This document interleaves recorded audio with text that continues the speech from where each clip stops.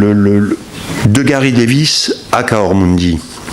Pourquoi ? Parce que d'un côté, l'idée de citoyenneté mondiale que Gary Davis incarne, quel que soit son devenir après, et Cahors Mundi qui est effectivement, c'est de là que je suis parti quand on m'a sollicité pour travailler sur un sujet que je connaissais très peu, parce que réfugié dans le Lot, et le département du Lot, 239 communes se sont voulues en 6 mois mondialiser. C'était le record de France et même le record du monde a été battu après par le Japon. Mais bon, voilà. Donc je vais essayer d'être très bref parce que j'ai fait un peu de choses près. Il fait plus de 400 pages, donc on va essayer de résumer. Alors aux origines, bien sûr, figure la date du 19 novembre 1948. Celle du jour où fut prononcée l'adresse qui a été proclamée tout à l'heure, très théâtralement, par Gary Davis, Sarrazak ensuite, au nom des peuples du monde. D'autres moments fondateurs auraient pu être retenus pour célébrer cet anniversaire. Le 12 septembre 1948 d'abord, quand Gary Davis s'installe sur l'esplanade du Trocadéro en demandant la protection de l'ONU. Car c'est dès les jours suivants, dès le 13 septembre, dès le lendemain, que la presse consacre énormément d'articles, et pas uniquement en France, à celui qui se veut premier citoyen du monde. C'est d'ailleurs le geste que retiendra Georges Perec, l'écrivain, dans son fameux ouvrage « Je me souviens », qui témoigne de la mémoire collective d'une génération. C'est Gary Davis qui est sur les marges de Chaillot avec son duvet, son sac de couchage et sa machine à écrire. Le 18 septembre 1948, 6 jours après, le jour où Gary Davis est expulsé de l'enceinte extraterritoriale de l'ONU, c'est un scandale parce qu'effectivement, il est expulsé par l'ONU qui a effectivement le même objectif, la paix. Le 3 décembre 1948, autre date fondatrice, 5000 personnes, 3000 à l'intérieur, 2000 à l'extérieur, qui ne peuvent pas rentrer dans la salle Pleyel. Salle Pleyel où, parmi les orateurs, Albert Camus, Claude Bourdet, André Breton, Emmanuel Mounier, la revue Esprit, Gary Davis, Robert Sarrazak, on y reviendra. Président d'honneur, fauteuil vide, a été attribué à Albert Einstein. La lecture du télégramme de soutien qu'il a envoyé ouvre la soirée. Albert Einstein qui est très présent bien sûr depuis 1945, un des premiers mondialistes. Le 9 décembre 1948, à peine 6 jours plus tard, quand quelques 15 à 20 000 personnes, 17 000 sans doute, personnes enthousiastes, sont réunies sous la verrière du Vélodrome d'hiver, le Veldiv de sinistre mémoire. À l'époque, on n'a pas cet imaginaire-là, on n'a pas cette mémoire-là. Sollicité, le secrétaire général de l'ONU admet dans une lettre qui est lue et qui fait scandale ce soir-là, être dans l'incapacité d'empêcher les conflits guerriers, ce qui est quand même le rôle de l'ONU. Le 1er janvier 1949, comme le rappelait Daniel, ou plus exactement, en fouillant, c'est le 25 décembre, c'est le jour de Noël, parce que Sarrazak était un communicant, avait le souci des symboles, donc c'est le jour de Noël, le jour qui, pour les chrétiens, est effectivement celui de la paix dans le monde, le jour de Noël que Gary Davis invite les hommes et les femmes de tous les pays à se faire enregistrer comme citoyens du monde. Le 14 avril 1949, autre moment fondateur, quand le registre est officiellement ouvert, en réponse au pacte atlantique qui vient d'être signé, une alliance militaire lourde de menaces, et proclamé le pacte des citoyens du monde. Ça se passe à l'usine Ferro-d'eau de Saint-Ouen, à la cantine, avec 250 ouvriers. Et j'ai découvert la semaine dernière, en consultant encore des archives, que sur 250 ouvriers présents à la cantine, 150 avaient signé le registre et s'étaient déclarés citoyens du monde. Le 30 juillet 1949, quand la municipalité de Cahors adopte la charte de mondialisation, que la préfecture du Lot se veut Cahors Mundi, qu'elle est suivie par 238 communes du département. Le 24 juin 1950 aussi, dans le Lot, c'est autour de cette date-là qu'on a commémoré le 50e anniversaire, le 60e anniversaire, et qu'on commémorera sans doute le 70e anniversaire. C'est l'ouverture de la route sans frontières. La route sans frontières numéro 1, qui se veut route mondiale, et dont le premier tronçon va de Cahors, la préfecture, à la sous-préfecture, qui est Figeac. La partie inaugurée pour la presse, les journalistes et André Breton qui découvre Saint-Cyr-la-Popie à ce moment-là, et Cahors Tour de Fort, juste en bas de Saint-Cyr-la-Popie. On aurait pu aussi choisir le 25 mai 1948. Aussi et avant tout, parce que c'est le jour où Gary Davis renonce à sa nationalité. Mais son geste passe complètement inaperçu. Premier citoyen du monde, Gary Davis se veut. Le titre est trop osé, il plaît aux médias, il est loin d'être exact, vous le savez. Car bien sûr, il n'est pas le premier à se proclamer citoyen du monde. De Socrate à Diogène, d'Erasme à Cyrano de Bergerac, il a eu nombre de précurseurs. Dès 1940, George Johan, qui sera plus tard connu sous le nom de George John Dibern, s'évolue lui aussi citoyen du monde. Il a confectionné son propre passeport et même un drapeau mondialiste pour son bateau. On l'a complètement oublié. Ça fait polémique quand même au début des années 50. L'idée de rendre son passeport, de renoncer à sa nationalité, n'est pas davantage nouvelle. Elle a été donnée à Gary Davis à la lecture d'un journal du New York Times, où il apprend qu'Henri Noël, qui a fait la guerre de 40-45, enfin 41 pour les États-Unis, qui a fait la guerre en juillet 1947, renonce à sa nationalité américaine et commence à reconstruire effectivement sur des ruines. C'est une église à Kassel, en Allemagne. Quand Gary Davis débarque au Havre le 15 mai 1948, c'est son intention. Son intention, c'est de passer en Allemagne et de travailler à reconstruire ce qu'il a contribué à détruire comme pilote, ou plus exactement comme copilote de forteresses volantes. Vous savez, les forteresses volantes, c'était une stratégie de terreur. Effectivement, les villes allemandes étaient noyées sous les bombes et les civils avec. C'était un objectif de guerre. Alors que le permis de séjour de Gary Davis est sur le point d'espérer, c'est tout à fait par hasard, mais vraiment par hasard, qu'il apprend à la lecture du Herald Tribune que l'ONU va se réunir à Paris, au Palais de Chaillot, pour tenir sa 3e Assemblée Générale.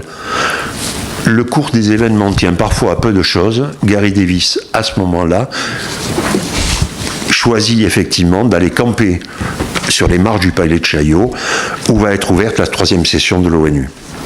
Alors, c'est une époque, oui, à 12 égards exceptionnelle, parce que, je vous l'ai dit, 5000 personnes à Pleyel, 6 jours après, de 15 à 20 000 personnes enthousiastes au Veldiv, c'est énorme.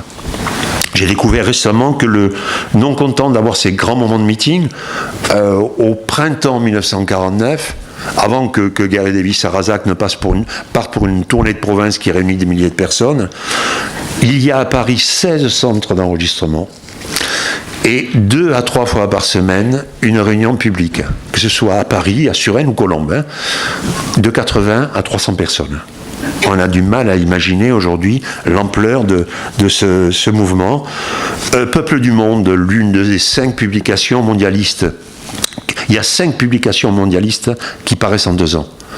Peuple du Monde, mais avant il y a la Patrie mondiale, il y a Citoyen du Monde, il y a Cristal et il y a le Mondialiste. 5 publications mondialistes qui paraissent en 2 ans.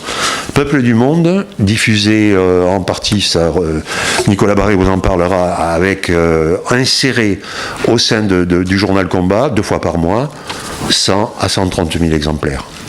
Je ne sais pas si vous voyez un peu l'ampleur de la chose. Je vais vous raconter, prendre quand même le temps de vous raconter. C'est vrai que j'ai été inscrit pour le faire ce soir. Je trouve que c'est un peu saugrenu. Pourquoi ? Parce que je préfère vraiment le faire ce matin de manière plus plus compacte. Vous vous expliquez qu'est-ce qui s'est réellement passé le 19 novembre 1948, c'est-à-dire il y a 70 ans, jour pour jour.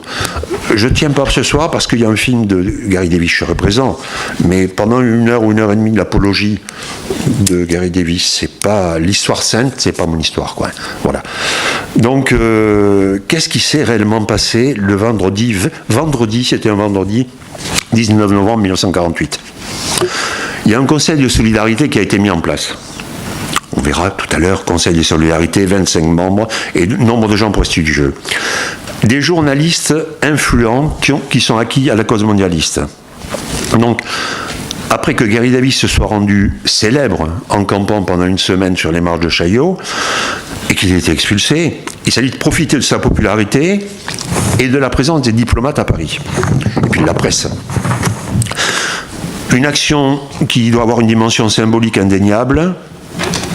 Il s'agit d'intervenir par surprise devant la presse venue du monde entier lors de la 3e séance, lors la 3e session de l'Assemblée générale de l'ONU, qui ouvre le 21 septembre.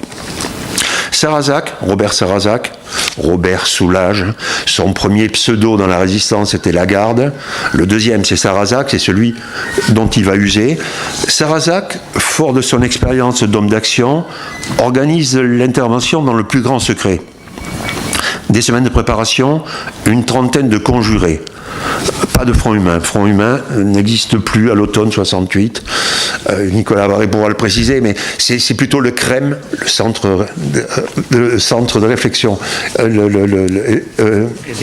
et d'expression mondialiste, qui naît effectivement en décembre 1948. Ce sont l'intitulé exact, c'est Gary Davis et ses camarades.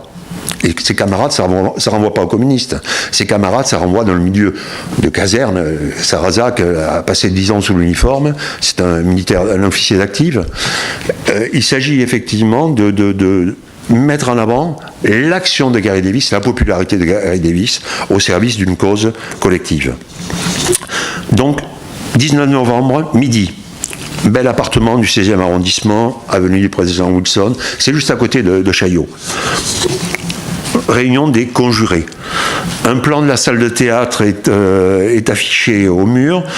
Les rôles sont distribués. Il y a ceux qui doivent accompagner Gary Davis, ceux qui doivent retarder l'intervention des policiers, ceux qui s'occupent des projecteurs. 14h30, les acteurs du complot de la paix arrivent un à un au palais de Chaillot. Mini de carton d'entrée, ils ont mis des cartons. Ils entrent séparément dans la salle, ils se disposent dans les travaux du public. Gary Davis, lui, est assis impassible au milieu du balcon réservé à la presse. Il n'a pas été reconnu. Il faut dire que les gardes auraient pu reconnaître d'autres gens qui étaient aussi très célèbres, dont le visage était connu. Albert Camus, qui est là, André Breton, Louis-Martin Chauffier, rédacteur en chef de Libération, Formule 1, Grande Plume, Emmanuel Mounier qui est là, Vercors qui est là, Le silence de la mer. Des membres du Conseil de solidarité. Plusieurs surréalistes aussi, outre Breton, Benjamin Perret est là par exemple. Les délégués de l'ONU poursuivent leur discussion en vue d'adopter une résolution sur un sujet ô combien essentiel, le désarmement. Comme à l'habitude, les deux blocs s'affrontent. On est en pleine, je vais vous l'expliquer, on est vraiment en pleine guerre froide. Les délégués des États rivaux soliloquent. Le représentant polonais, long discours, il est 16h45, le délégué yougoslave lui succède, le président de l'Assemblée s'exprime, il va demander une interruption de séance. C'est alors que, accompagné de Jeanne Allemand-Martin et de Romain Letter, deux anciens membres effectivement de Front Humain, Gary Davis fait mine de se diriger vers la sortie. Et soudain, Paul Montuclar, pivot, avec Sarrazac de l'ancien Front Humain et du Crème, se lève et d'une voix de stentor crie « Et maintenant la parole est au peuple du monde avec Gary Davis, citoyen du monde ». C'est vraiment lui qui est censé incarner la citoyenneté mondiale. Davis enjambe une balustrade, il court sur le balcon latéral, il se penche vers les délégués, éclairé par les projecteurs. Vous avez dû voir ce document de l'INA qui est disponible en ligne. 2 inspecteurs de police se saisissent de lui. Il commence sa déclaration en anglais, il ne peut rien dire, quoi. Il est de suite stoppé dans son élan. Une partie du public réagit parce qu'il y a quand même une trentaine de sympathisants. Ils tentent de poursuivre sa harangue. En vain, une bousculade s'ensuit. Ce sont des policiers en uniforme qui arrivent, qui accourent, qui l'entraînent.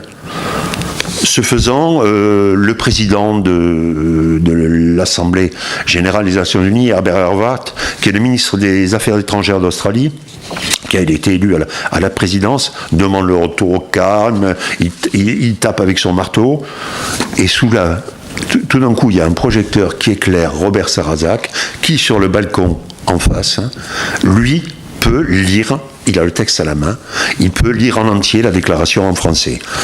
Je n'ai pas le temps de la lire, elle est superbe, on vous l'a lu et hier et tout à l'heure. Sarrazac, lui, peut lire la déclaration. Pour avoir jeté des exemplaires de cette adresse sur les délégués, avoir tenté de protéger les orateurs, plusieurs personnes sont appréhendées par la police. Pierre Berger, alors tout jeune homme, il a 18 ans, de sensibilité anarchiste. Pierre Berger, là, il est du nombre. Devenu célèbre et richissime, il écrira dans ses mémoires, quelqu'un l'a cité hier, parce que ça mérite effectivement, c'est l'âge aidant, puis peut-être le côté mythomane de la personne.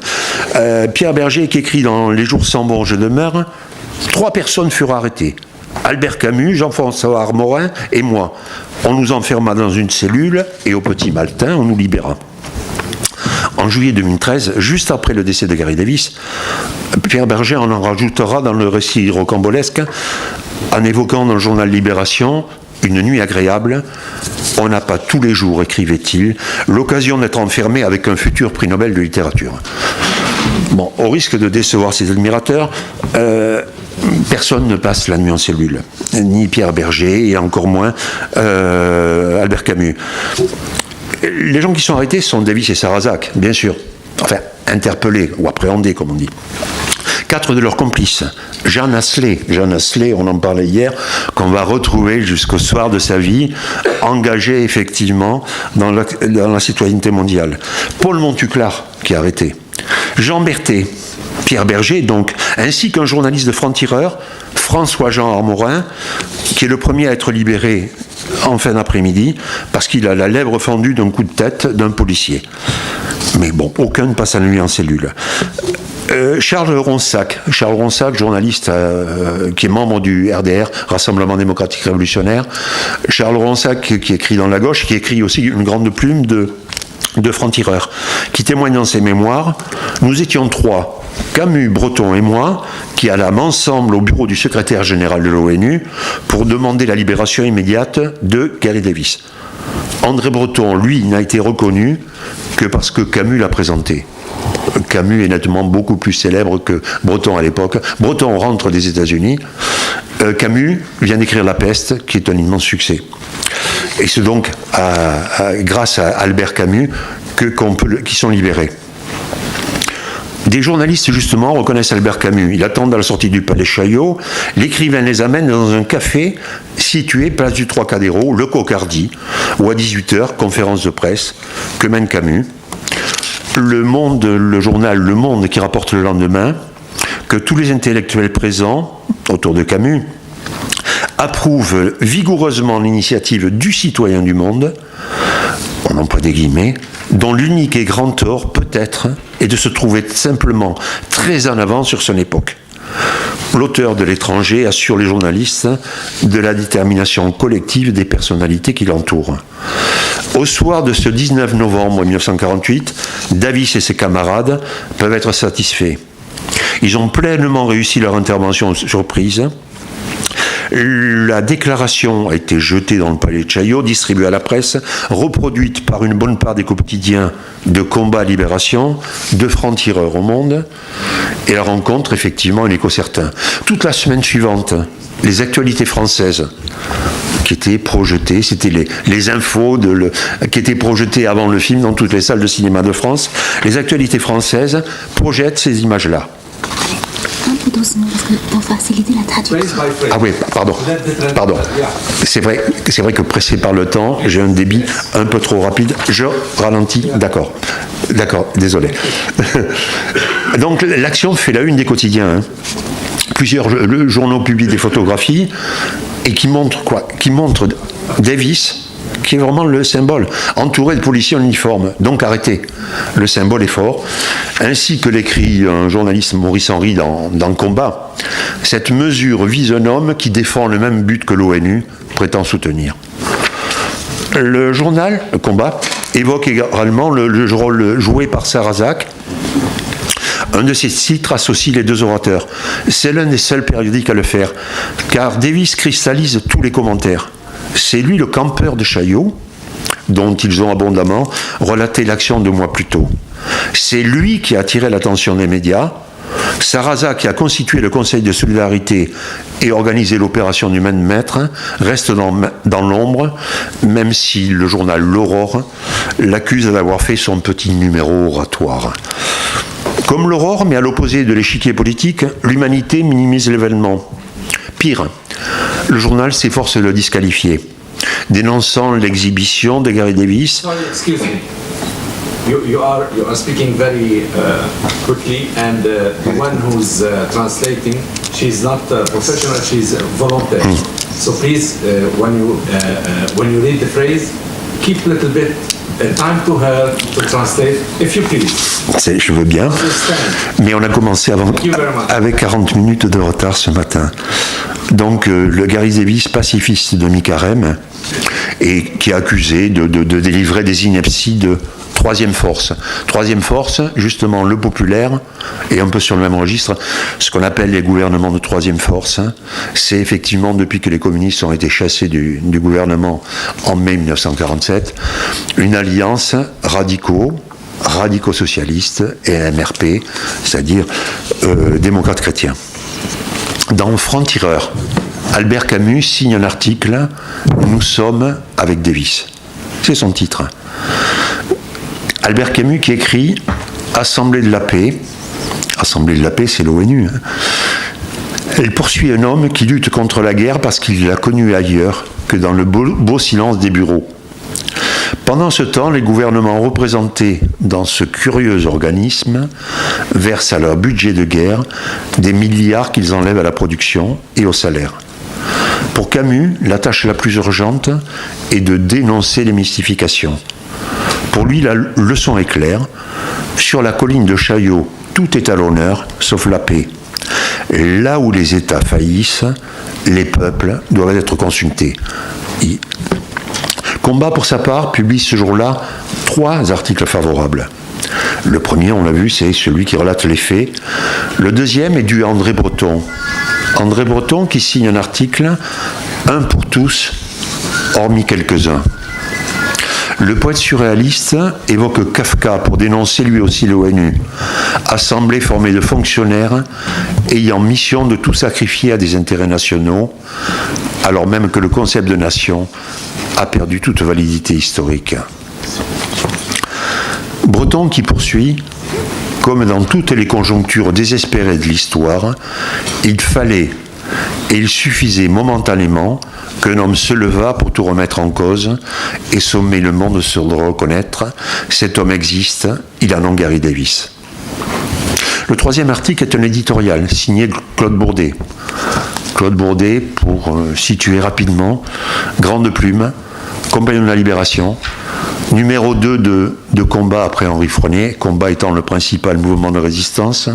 Henri Freinet qui va se fonder en 1950, il viendra dans le Lot pour cela, un journal qui s'appelle L'Observateur, qu'on a connu sous le titre de Nouvel Observateur.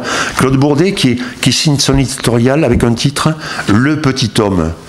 Alors, c'est pas qu'il parle de la taille de Davis, mais parce que le petit homme, parce que c'est en réalité Monsieur Personne ou Monsieur Tout le Monde, exactement Monsieur Tout le Monde entier. Et la formule fait mouche, elle sera reprise par nombre de journalistes, parce que ce qui est mis en scène par les médias, c'est Davis contre Goliath. C'est un Antigone moderne. se dressant contre tous les pouvoirs qui incarnent d'une manière emblématique la citoyenneté mondiale. Gary Levy fait tout cela avant de faire commerce de vrais faux passeports, de se prendre pour le responsable d'un prétendu gouvernement mondial, frasques et déboires que je préfère éviter de vous relater.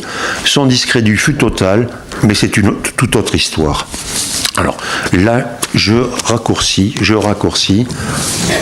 Ah ben oui. Si, juste quand même, quelques raisons. Pourquoi ce succès? Alors je ne vous parlerai pas de pourquoi ce caractère éphémère. Parce que ça a surgi en septembre 1948, ça a duré 2 ans et demi, jusqu'en 1953 pour le Gard, où 186 communes sont mondialisées dans le Gard entre 1951 et 1953. Mais essayez de comprendre pourquoi ce succès à ce moment-là. C'est qu'on est, ça a été évoqué ce matin, hein, on est 3 ans à peine après 1945, après la fin de la guerre. Le traumatisme, Hiroshima, Nagasaki, un nouveau monde, de nouvelles menaces. C'est la naissance de la guerre froide. On est à l'époque du coup de Prague, du blocus de Berlin. Le blocus de Berlin. Il y a une menace de guerre, il y a le pacte atlantique qui est signé, il y a une angoisse du conflit qui est réelle. Dans les familles fortunées, on envoie les enfants en Suisse pour les mettre à l'abri. Dans les milieux modestes, on fait la queue devant les épiceries pour acheter de l'alimentation. Le rôle tutélaire d'Albert Einstein. L'ONU, Roosevelt avait de grands espoirs. La charte de l'ONU de 1945, l'ONU qui est rapidement impuissante, paralysée par le veto soviétique. La naissance du fédéralisme mondial et européen, ces années-là, c'est déterminant. En France, un courant de pensée neutraliste qui s'affirme au-delà des 2 blocs, de la politique pro-atlantiste du gouvernement et des communistes qui suivent la diplomatie soviétique. C'est pour ça que des journaux issus de la résistance non communiste comme Combat et Franc-Tireur soutiennent complètement. Le journal Le Monde soutient complètement. Emmanuel Mounier avec la revue Esprit soutient pareil. Le Canard enchaîné, n'en parlons pas.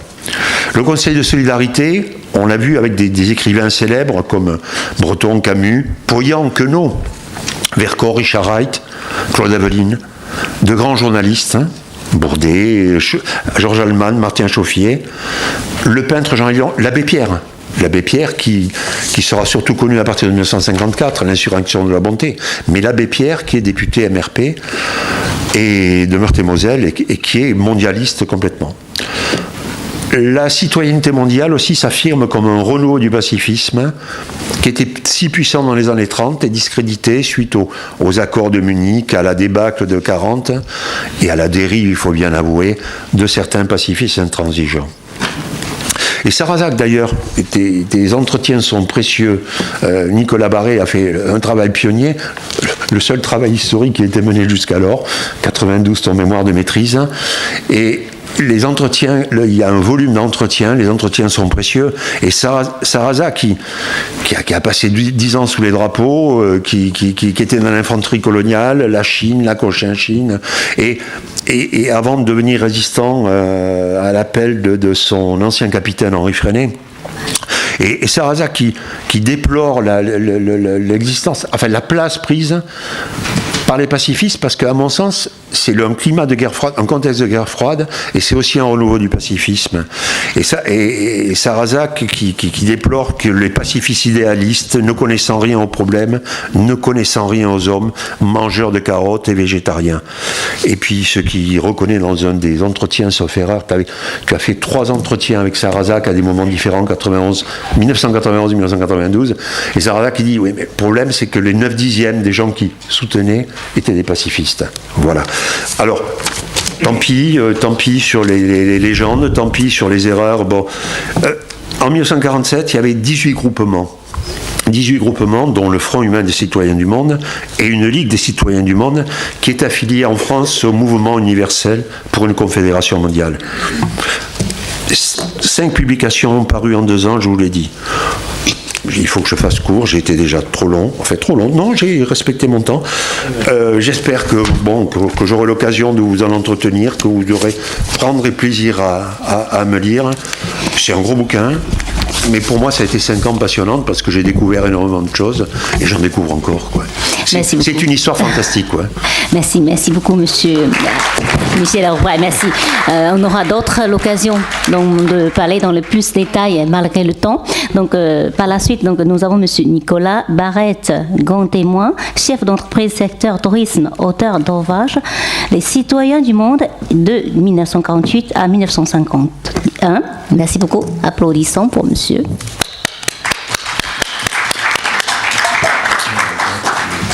Pardon ? Si vous l'avez pas, moi je l'aurai. Bonjour, merci de votre invitation. Moi je vais vous parler, je vais essayer de faire bref, de la période antérieure, de 1946 à 1948, de la période qui a amené à ce 19 novembre 48.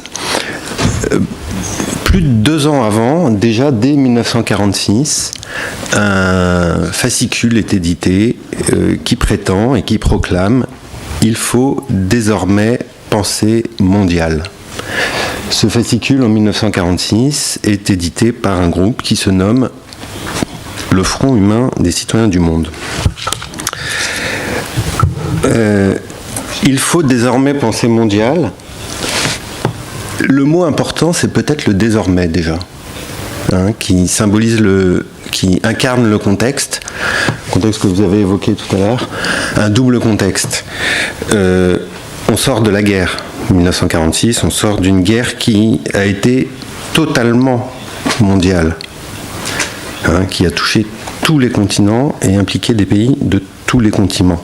Un cataclysme total qui a produit l'horreur concentrationnaire et qui s'est terminé avec Hiroshima, avec la première utilisation de l'arme nucléaire.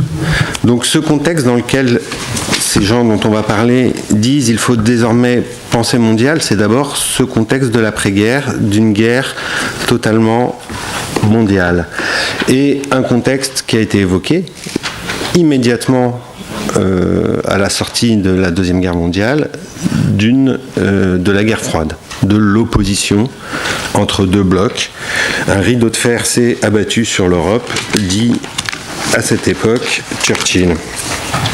Donc ça veut dire quoi ? Ça veut dire que on vient de découvrir que la guerre, elle pouvait être totalement mondiale, et en même temps, on est dans la conscience que la guerre, elle est, si ce n'est, elle est à nouveau possible, voire probable.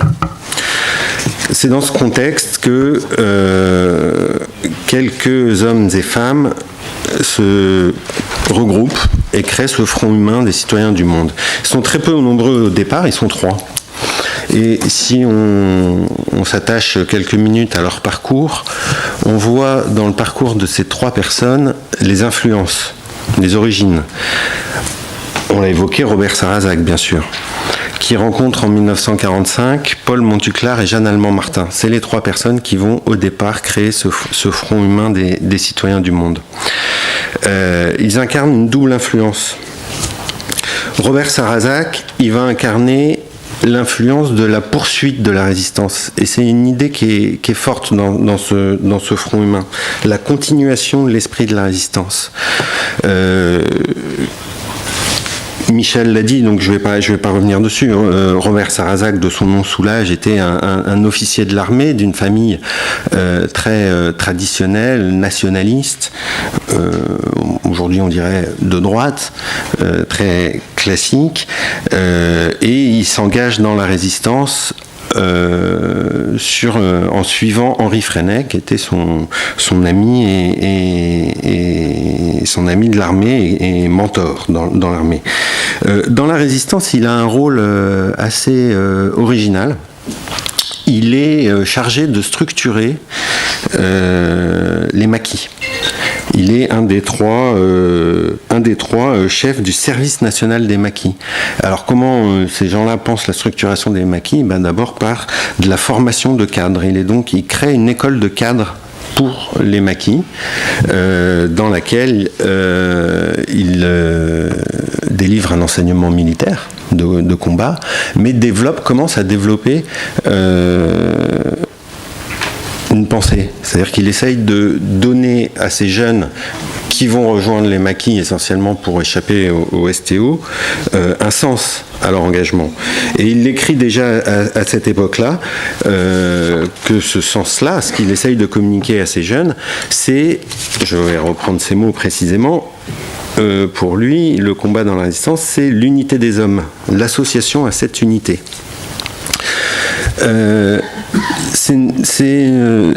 Cette question de l'unité des hommes, elle est très liée à la résistance, puisque la résistance a été un moment d'un formidable unité, d'un formidable mélange, en tout cas, de personnes d'une très grande diversité politique, religieuse, sociale, syndicale, comme on en trouve assez peu dans les moments de l'histoire. Donc on voit bien ce sens d'unité des hommes qui commence à naître. Et puis, la référence à la résistance qui est très présente dans les premiers textes du Front humain, c'est aussi la référence au possible. On peut être peu nombreux au début et avoir raison, se combattre et au final gagner. J'avais une citation d'André Breton, mais elle est peut-être un peu longue, mais voilà, qui dit: deux vertus que l'épreuve de la résistance a fait passer au premier plan, l'esprit d'initiative et l'abnégation portée à ses extrêmes limites. Pour moi, ces vertus s'incarnent dans la personne de Robert Sarrazac, etc. Sarrazac est un meneur d'hommes, un homme d'action, doté d'un charisme incroyable. Je l'ai effectivement rencontré, il était déjà âgé, il avait gardé tout son charisme. La deuxième influence de ce Front humain, il vient des deux autres fondateurs que j'ai cités, Paul Montuclar et Jeanne-Allemand Martin, et on peut le qualifier plutôt de spirituel. Alors attention, je ne dis pas religieux. Pour autant, Paul Montuclar est un prêtre mariste. Jeanne-Allemand Martin est également très engagé dans des milieux catholiques. Ils sont tous les deux très engagés dans un mouvement catholique progressiste, intellectuel, qui s'appelle Jeunesse de l'Église. C'est là qu'ils font la connaissance de Emmanuel Mounier, qu'on retrouve après. Il n'y a pas de hasard. Et les pensées, les premiers écrits de ce Front humain ont d'ailleurs des influences très perceptibles de penseurs chrétiens de l'époque, Emmanuel Mounier et son personnalisme. Personnalisme d'Emmanuel Mounier qu'on peut résumer très très vite en disant que pour lui, il doit y avoir une révolution personnaliste et communautaire, où la personne n'est ni l'individu consommateur des libéraux, ni le soldat politique des totalitaires. Et si on pense qu'on est vraiment dans l'époque de la guerre froide et de la constitution des blocs, on voit bien qu'il y a là ce que certains appellent la troisième, enfin une recherche d'une troisième voie. Teilhard Deschardins est aussi un penseur qui va les influencer beaucoup. C'est un prêtre, un théologien, un paléontologue qui a été condamné à une sorte de silence par l'Église. Et qui a beaucoup d'écrits, notamment en 1947, il écrit La planétisation humaine. Pour lui, l'histoire a un sens, elle marche vers son unité. Lui, c'est pas une conviction, c'est le constat que c'est inéluctable, que on est de plus en plus dépendant chaque jour et que le monde va vers son unité. Parmi le premier cercle de ce Front humain des citoyens du monde, il y a donc des gens d'origine très diverses, même quelques anarchistes, trotskistes, etc. Mais il y a quelques prêtres. Voilà. Alors ça a souvent fait dire aux communistes que c'était un mouvement religieux à la solde des Américains. Ce qui est étonnant, c'est que alors j'avais des citations, mais je vous les passe. Ils étaient là, tant pis. Ce qui est étonnant, c'est que ils le revendiquent pas du tout.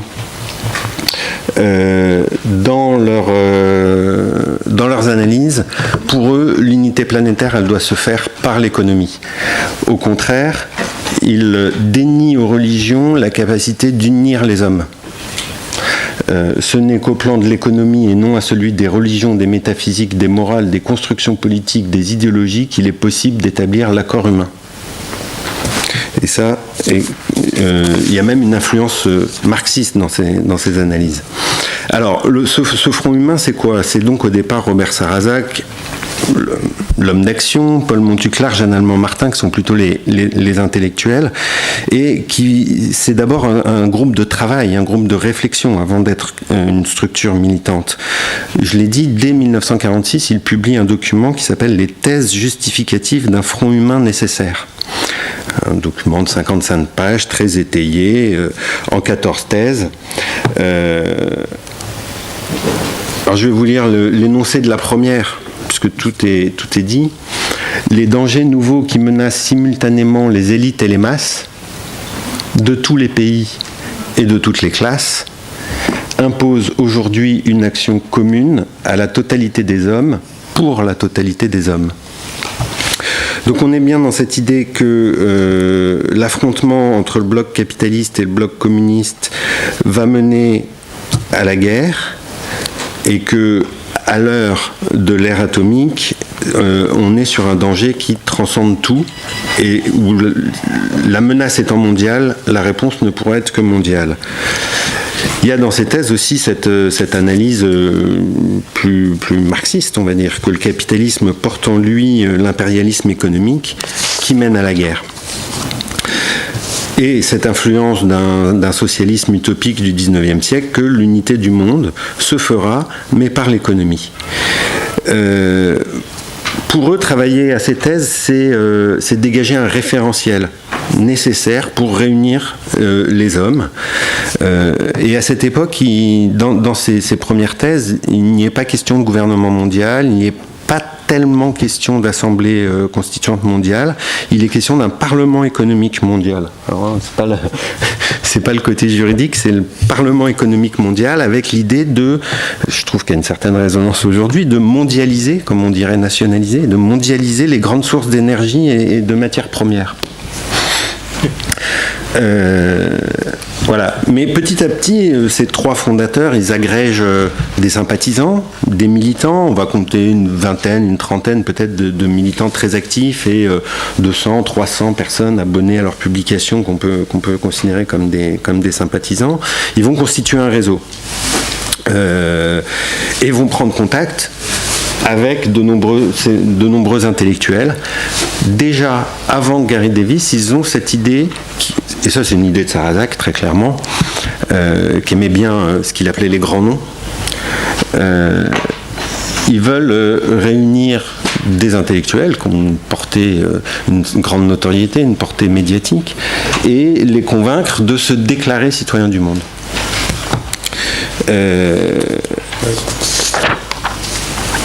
L'idée, il rencontre aussi d'autres mondialistes, notamment des anglo-saxons. Il y a un congrès à Montreux en août 1947, et c'est là qu'ils adoptent cette idée, non pas de gouvernement mondial, mais d'assemblée constituante mondiale.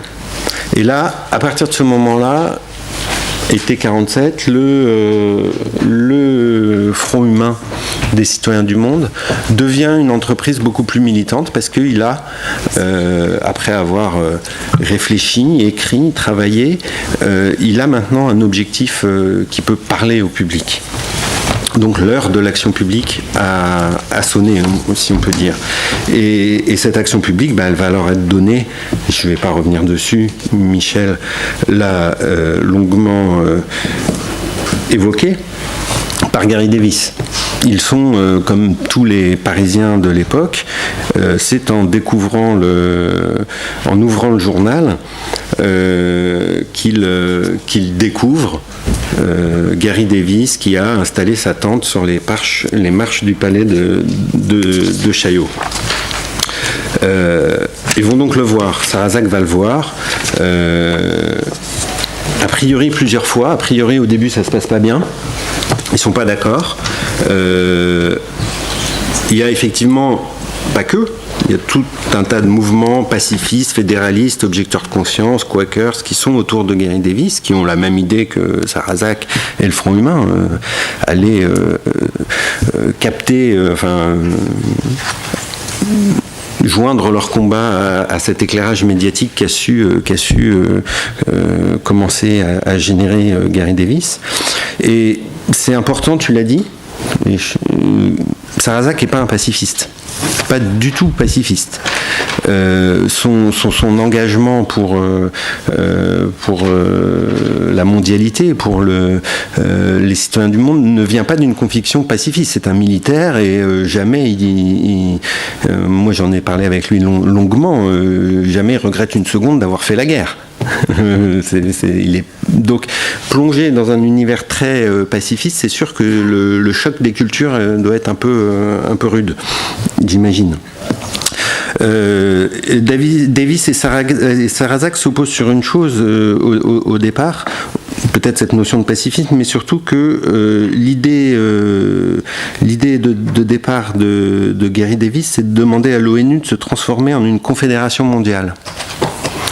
Et donc, Sarrazak et les membres du Front humain le convainquent d'engager une action qui a plus pour objectif de toucher le grand public que de demander quelque chose à l'ONU, et puis surtout de porter cette idée d'assemblée constituante mondiale.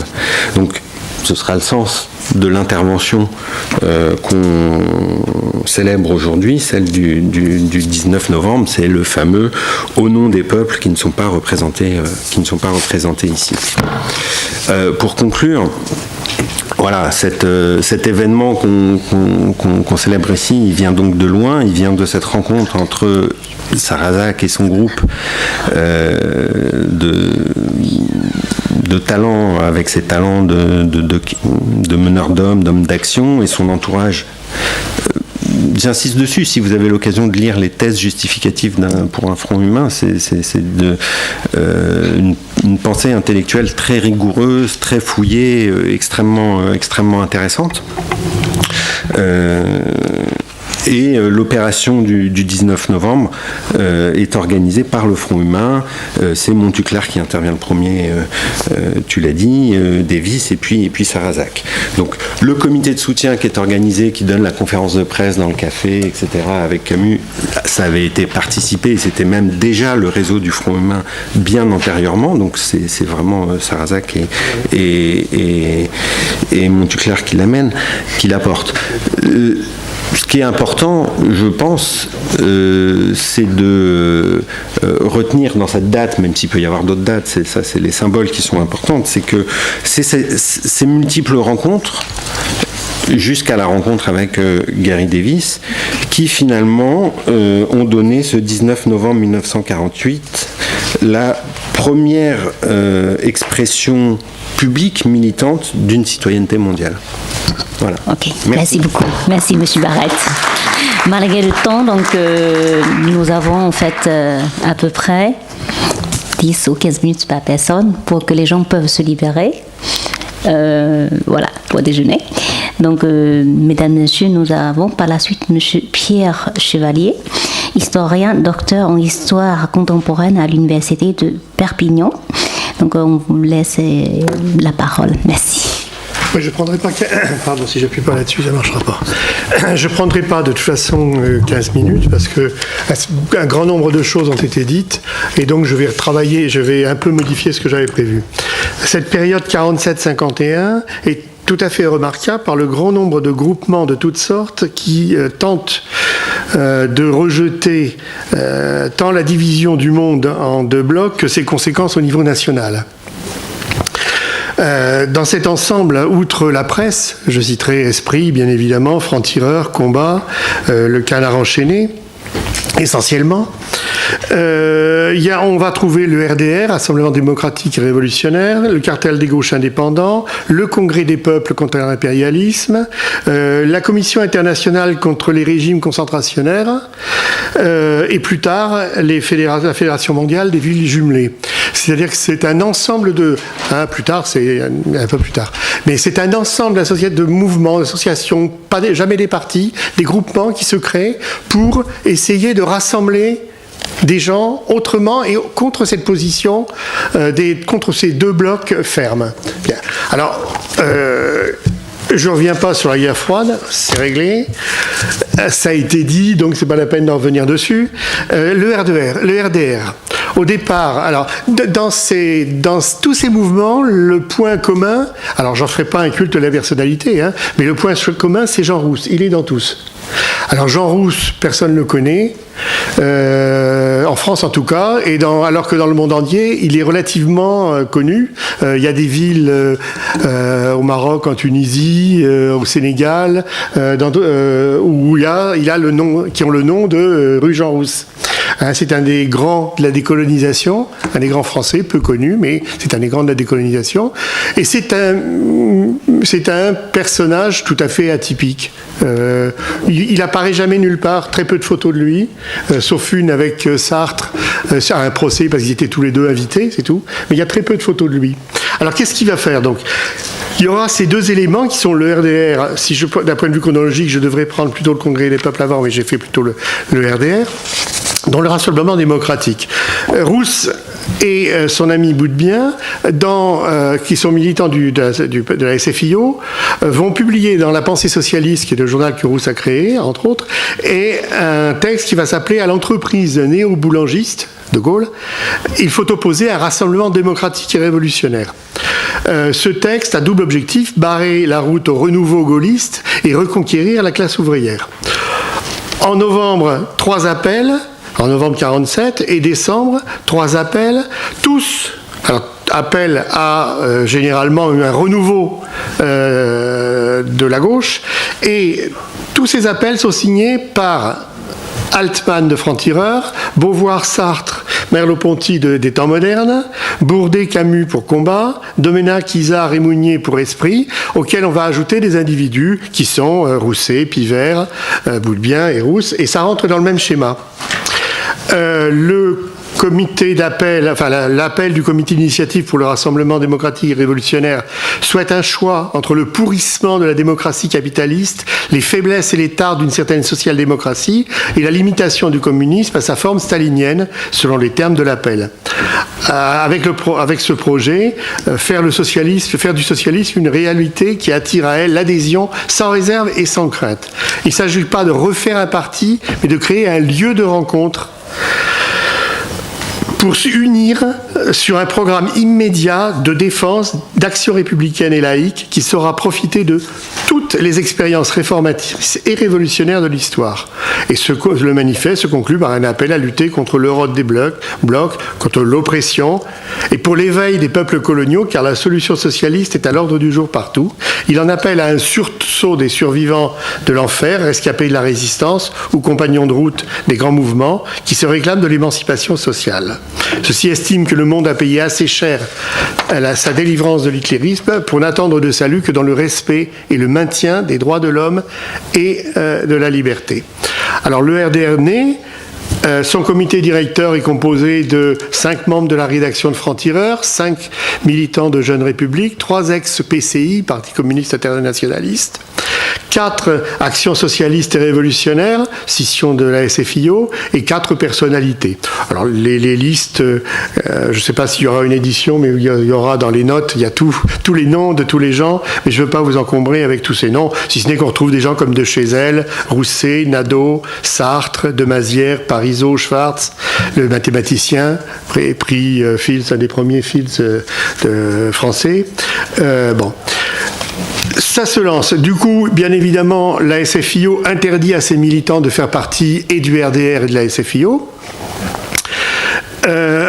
3 éléments vont permettre à ce mouvement RDR de vivre. C'est d'abord un journal, La Gauche, dirigé par Ronsac, de Franc-Tireur, des comités locaux et puis de nombreuses réunions publiques. Alors je vais citer simplement quelques réunions sur Paris qui sont importantes. Le 19 mars, le 3 mars, 19 mars, mai. En mai, c'est pour une nouvelle résistance internationale. En juin, le RPF attaque le meeting. 2 journées de réflexion commune avec Altman, Rosenthal, Rousset, Simone de Beauvoir, Jean-Paul Sartre, Richard Wright, André Breton, Carlo Levi, Théodore Pliver, Andrade, j'ai plus son prénom en tête, Abdallah Ibrahim et Ratsi Mananga, qui est un des malgaches interpellés dans les affaires malgaches et qui soutient bien évidemment le mouvement. Le 30 avril 1949, Camus, Breton, Claude Bourdet côtoient Pierre-Emmanuel, Carlo Levi, Bertrand Russell et Sidney Hook, qui est un universitaire qui vient états-unien qui vient d'écrire un ouvrage sur le marxisme. Marceau Pivert, Depreux, Badiou, le maire de Toulouse, et Gary Davis, qui en fait partie. Jean-Paul Sartre est absent puisqu'il considère que Rousset est soit anticommuniste, soit trop atlantiste. Les querelles interstiles, malheureusement, entre eux, en particulier les 2 personnages que seront Rousset et Sartre, mais ce n'est pas les seules raisons, vont amener d'abord le départ de Sartre en octobre 1949.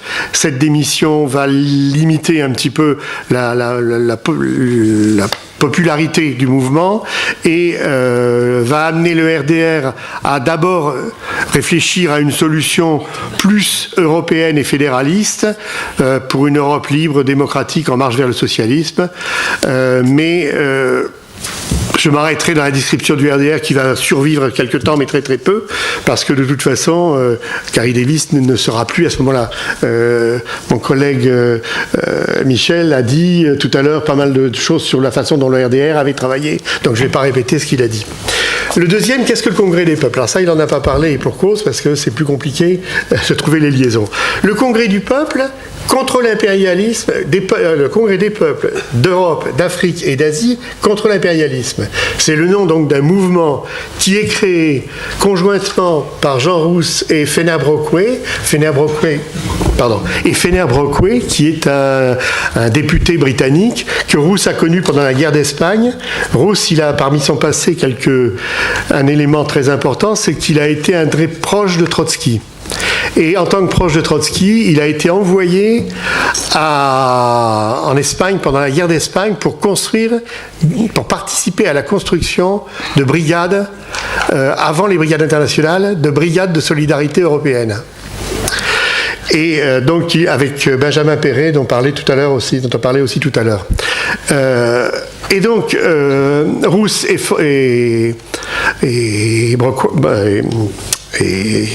Fener Brockway vont construire avec l'ensemble de leurs amis. L'un et l'autre sont très proches. Fener Brockway, il a vécu pas mal en Inde et il est très proche de beaucoup de militants des peuples, des régions colonisées par les Britanniques. Et Rousse, lui, dans son petit bureau de franc-tireur, il reçoit tout ce qui vient d'ailleurs. Il y a une histoire qu'il faut lire dans le bouquin de Ferniaud qui raconte ça, où il y a un Africain qui arrive, Rousse le reçoit et comprend pas pourquoi on lui a envoyé. En fait, c'est un boxeur qui venait voir à la rubrique sport de franc-tireur. C'est une petite histoire anecdotique. Donc Rousse, il connaît tous les gens. Il en a connu au Maroc pendant la guerre d'Espagne parce qu'il s'est occupé aussi de négociations entre le gouvernement catalan, le gouvernement espagnol et les mouvements indépendantistes marocains. Il connaît beaucoup d'autres gens. Il a été proche d'un des missionnaires de Ho Chi Minh en France, Nguyen Van Thi. Bien. Alors, ils vont fonder ce qu'on appelle donc ce Congrès des peuples. Alors, ce Congrès des peuples, il naît en juin 1948, et il va regrouper des gens qui sont militants socialistes, militants fédéralistes, des trotskistes, des gens qui sont ni fédéralistes, ni socialistes, ni trotskistes, mais qui refusent la politique des blocs et la guerre froide, qui viennent d'Europe de l'Ouest comme de l'Europe de l'Est, des syndicalistes, Force ouvrière, le SNI, Syndicat national des instituteurs, la CNT espagnole, des résistants, en particulier le mouvement L'Insurgé, ou des individus isolés. Il y a Pierre Navy, livre de Chesel. Et puis surtout, un grand nombre de gens qui vont être plus tard des chefs d'État dans les pays africains, asiatiques. C'est un personnage assez, enfin, c'est quelque chose d'assez intéressant. Alors, comment se déroule le congrès en 3 jours, hein?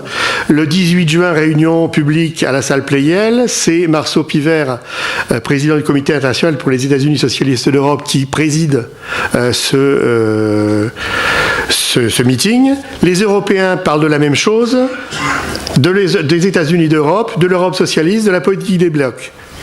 Et les intervenants des pays colonisés parlent d'une seule chose, de la libération de leur pays, y compris contre les gens qui sont à la tribune, puisqu'il y a Léon Blum à la tribune, qui est à ce moment-là président du Conseil, ou en tout cas qui vient de la quitter. Donc ça, on se trouve là avec une contradiction assez intéressante, mais des gens qui parlent et qui peuvent parler, qui ont enfin un droit de parler.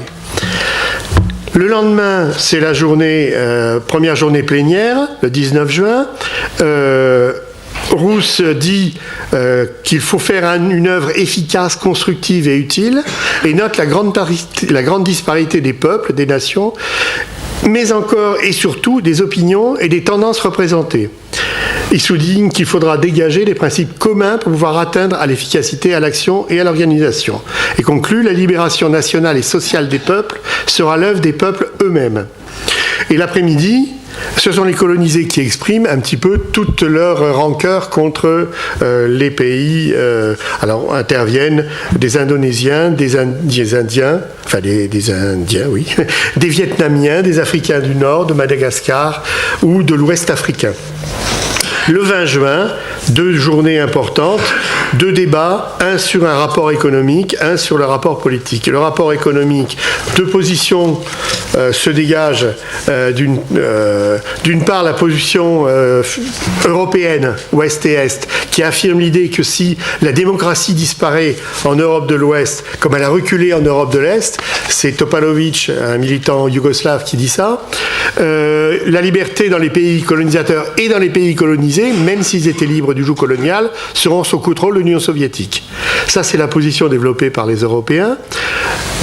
Par contre, celle qui est développée par les militants des pays colonisés, c'est Léchany, qui est conseiller de l'Union française, qui va intervenir en disant que on commence à parler de guerre maintenant, mais il rappelle que ceux qui ont fait la guerre et pourquoi ils ont fait la guerre, c'était essentiellement pour dominer les autres. Et que donc, puisqu'on est dans cette situation-là, est-ce qu'on peut croire tous ces gens qui sont là, tous les Européens, tous ceux qui, eux, sont dans les pays colonisateurs, est-ce qu'on peut avoir confiance en eux?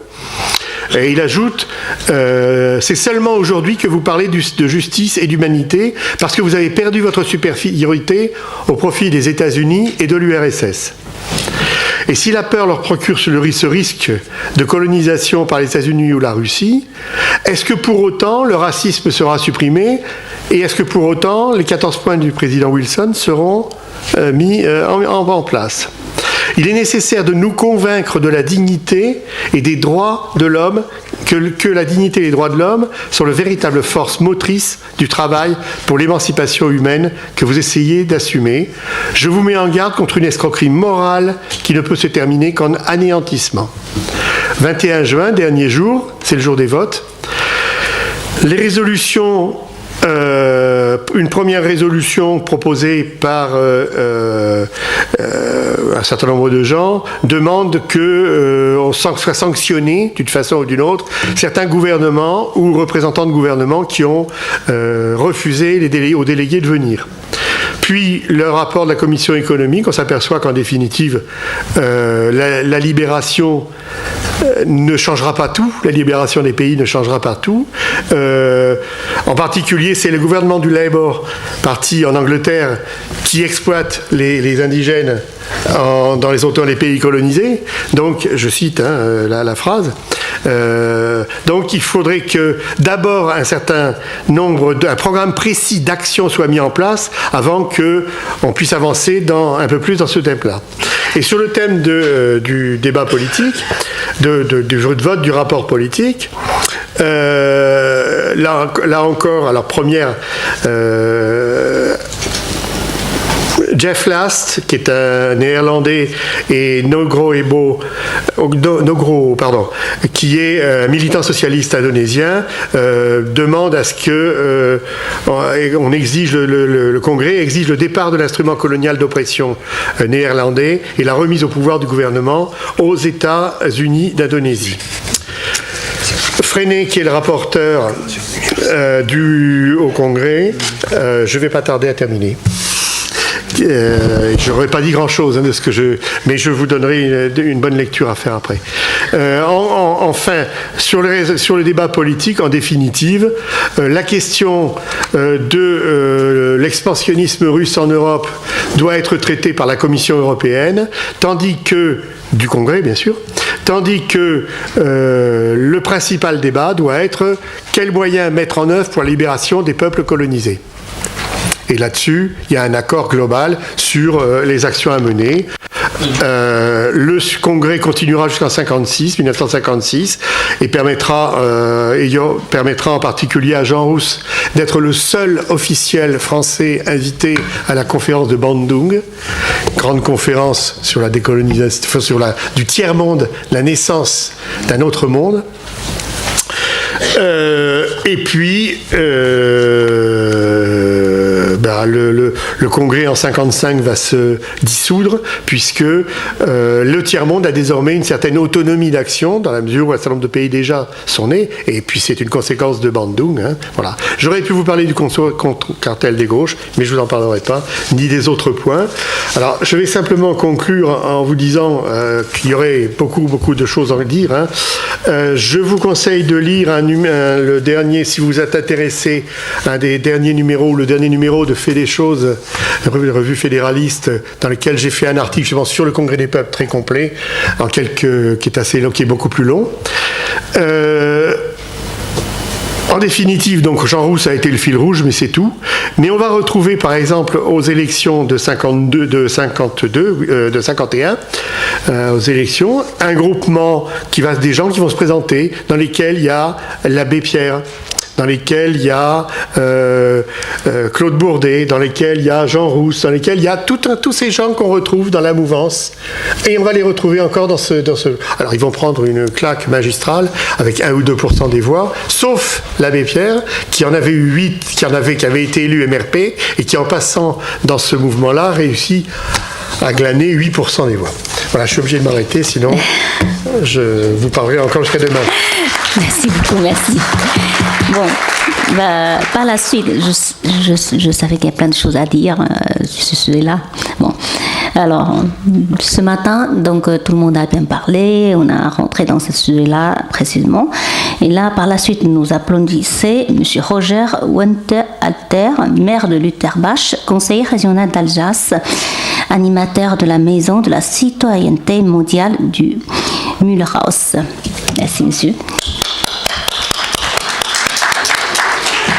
Rassurez-vous, vous pouvez bientôt aller déjeuner.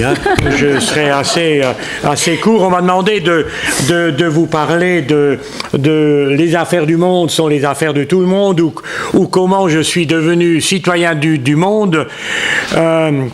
Effectivement, on a eu l'histoire de ce qui s'est passé. Mais actuellement, qu'est-ce qui se passe? Eh bien, nous vivons dans un monde qui semble arriver à bout de souffle. Les uns vivent dans la pauvreté et la précarité, alors que d'autres gèrent le superflu.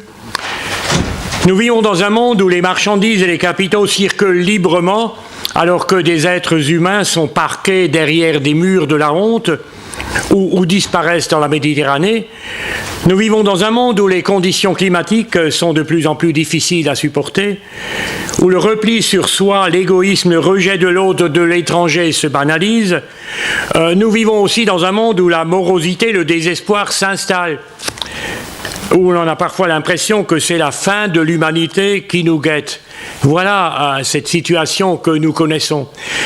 Et pourtant, il y a ça et là des lueurs d'espoir, des femmes et des hommes osent élever la voix, résistent, se révoltent, expriment d'autres manières de vivre. Les uns protègent la nature, respectent et valorisent leur environnement, recyclent des déchets, développent des énergies renouvelables, et puis d'autres organisent la production et les services à travers des systèmes coopératifs, inventent des monnaies d'échange, mettent en cause la propriété privée au profit d'une propriété d'usage, rêvent de partager les richesses à travers la distribution d'un revenu inconditionnel d'existence. D'autres encore démontrent que l'art et la culture sont indispensables à l'être humain comme le boire et le manger. On ne peut pas passer l'un sans l'autre. D'autres encore pensent que le pouvoir, le savoir et l'avoir doivent et peuvent être partagés. Et que ce ne soit pas seulement des mots, mais des actes. Et à travers des actions, ils prennent parfois conscience que le lien est plus important que le bien, qu'il s'agit aujourd'hui, plus que jamais, comme je l'ai dit hier, de se serrer les coudes au lieu de jouer des coudes. Et que les voix que nous mettons parfois dans les urnes, à intervalles réguliers, ne doivent pas rester muettes. Que les citoyens et citoyennes doivent devenir de véritables acteurs de leur vie et non pas des sujets impuissants. Et à ce moment-là, on se dit, mais pourquoi est-ce que je suis devenu citoyen du monde? Je peux vous le dire. J'ai été un jour à Telerma, en Algérie. C'était il y a bien longtemps. C'était pour faire une guerre, pour rétablir l'ordre. Alors je n'ai rencontré que le désordre. Et un curé, même un militaire, avait prêché. À l'époque, j'allais encore à l'église, maintenant c'est pas tellement le cas. Et il disait, eh ben, je vais vous dire, si vous sortez dans la rue, et si dans cette rue vous rencontrez ceux que vous appelez les bougnoules et les laissés pour compte avec leur verre de thé sur le trottoir, si ce n'est pas vos frères, eh ben vous n'avez rien à faire ici, sortez de cette église. Ce type m'a fait réagir et je me suis dit, et je suis devenu citoyen du monde. Je me suis engagé après pour l'indépendance de ce pays, pour le respect des êtres humains qui peuplaient ce pays. Et après, par la force des choses, je suis devenu maire de mon village où je suis né. On a construit un monument à la vie, vous l'avez peut-être vu tout à l'heure, où un forgeron transforme les armes en fleurs de la paix. J'ai participé à des missions, des voyages, à des jumelages, à des partenariats multiples au Nicaragua, où j'ai rencontré par exemple un type qui disait, il avait fait un partenariat pour la paix entre des anciens sandinistes et des anciens somozistes, ils avaient construit des projets ensemble. J'ai été en Turquie pour assister au procès de masse contre la population au fin fond où Fikri Sönmez était de Fatsa, et j'ai été, on a fait des actions au Sénégal, au Kosovo, en partenariat pour la paix avec Ibrahim Rugova, qui était un pacifiste. D'ailleurs, enfin, des multiples expériences se sont nées, et c'est comme ça. Et c'est comme ça que je suis effectivement devenu et resté citoyen du monde. Et que, en définitive, j'ai compris que les affaires du monde sont les affaires de tout le monde. Et pour ceux qui ne croient pas, j'avais encore envie de parler d'un rêve, mais je le ferai tout à l'heure au dessert. Mais j'ai simplement envie de vous raconter une petite poésie de notre ami Georges Krasovski. C'était un citoyen du monde, un Russe blanc, qui est mort à près de 100 ans, je crois, et il avait raconté la poésie suivante. Il a dit, j'ai rêvé c'était un moment de neige, il neigeait, des flocons tombaient sur une branche. Il en tomba 3 751 952. C'était rien, moins que rien. Et quand la 3 751 953e tomba, la branche cassa. C'était rien que, moins que rien. Et si ce flocon de neige, c'était moi, c'était vous, c'était nous tous, eh ben je pense que le monde changera. Merci de votre attention. Merci beaucoup, merci. Et pour terminer, je pense que vous aurez l'occasion encore en guise d'apéritif d'apprécier notre ami Yves et Florence Angelos. Oui, merci. Alors cette chanson, mon cher Roger, je vais te l'adresser pour toi. Merci. C'était Bernard Stasi qui m'avait demandé lors du 100e anniversaire des associations loi de 1901 de composer une chanson pour les associations. Alors voilà, citoyen de l'humanité, c'est toi. Citoyens de l'humanité, le monde vous appelle pour que la terre soit belle et que vive la liberté. Ensemble élevons nos bannières pour que la paix sur la terre étincelle de toutes ces lumières. Balayons la misère et la guerre. Citoyens de l'humanité, le monde nous appelle pour que sur notre terre vive enfin la fraternité. Ensemble élevons nos bannières pour que la paix sur la terre étincelle de toutes ces lumières. Balayons la misère et la guerre. Merci beaucoup. Alors donc